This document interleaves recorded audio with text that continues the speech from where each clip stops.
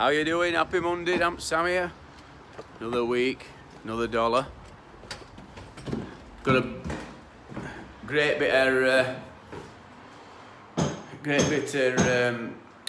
don't know, what's that showing? I think it's something great to show you on this job. Last week's video was about drywall adhesive and how it's just not for below ground, or and it's not for sort of bottom meter 20, because gypsum plaster reacts with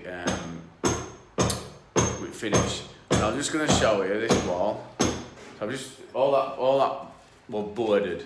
It's been dry lined onto it, and it was all wet through. It's come off. I can just pull it off with my finger.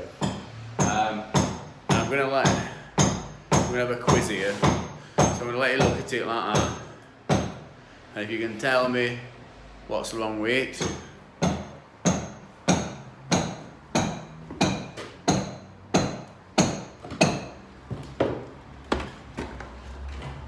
Yeah, you're right. All screaming at shouting at camera.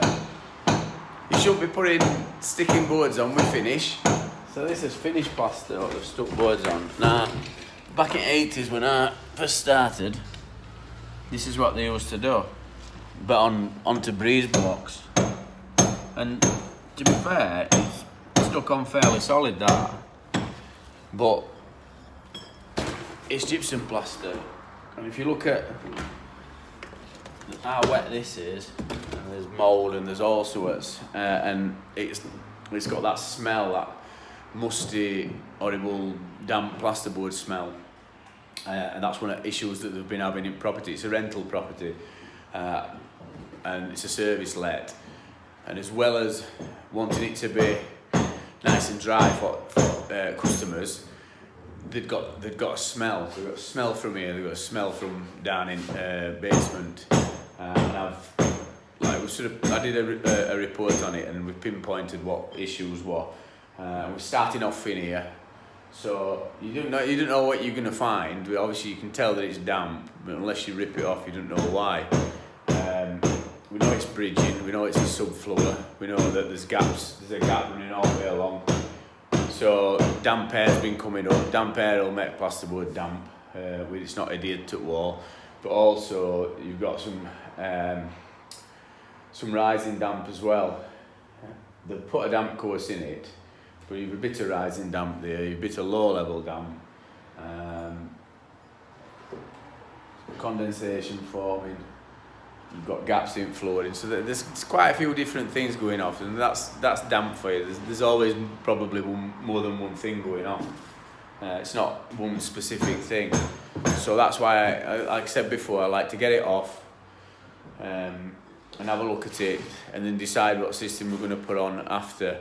So when you're doing your quotes out there, anybody that's doing damp proof, when you're doing your quotes, make sure you've got in your terms and conditions that you can change it at any time if you think it's going to be better. So it's got to be in your terms and conditions. If you specify a certain plaster or a certain system, and you go off at tracker, you do a different one, then customer might not be happy. But if it's in your terms and conditions that you can change it, which it is in ours, because it's going to be a better system, because you don't know what you're going to get.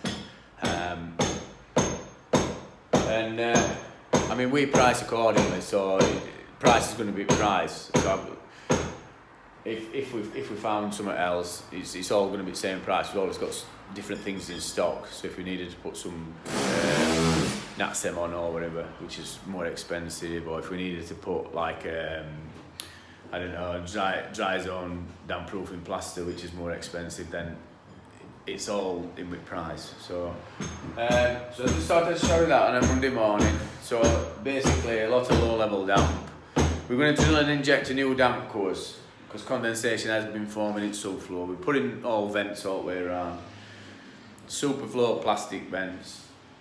Putting an air brick housing out back.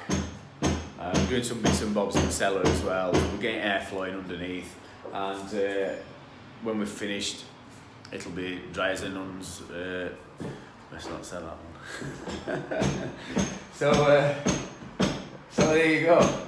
That's Monday morning. We're on the ball and doing what we do best, damp stuff. So that's Damp Sam signing off. Please subscribe and pass this video on if you think it's going to give somebody some value.